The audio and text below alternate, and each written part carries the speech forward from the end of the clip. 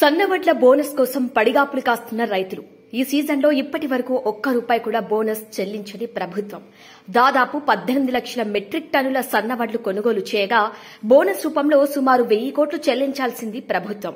కానీ ఈ యాసంగి సీజన్లో 65% దొడ్డు వడ్ల సాగు చేసిన రైతులు బోనస్ వస్తుందనే ఆశతో గత సీజన్లో అధిక మొత్తంలో సన్నాలు సాగు చేశారు రైతులు. ఇక గత సీజన్లో బోనస్ చెల్లింపులు ఆలస్యం అవ్వటం, అనేక మంది రైతులకు బోనస్ రాకపోవటం ఈ సీజన్లో దొడ్డు వడ్లకే మొగ్గు చూపారు రైతులు. కొనుగోలు కేంద్రాల వద్ద సుమారు 25 లక్షల మెట్రిక్ టన్నుల ధాన్యం ఇంకా కొనుగోలు చేయాల్సి ఉందని స్పష్టం చేశారు అధికారులు. ప్రభుత్వం మీద నమ్మకంతో సన్నవడ్లు సాగు చేశామని బోనస్ చెల్లింపు ప్రక్రియ మొదలు పెట్టాలని రైతులు వేడుకుంటున్నారు.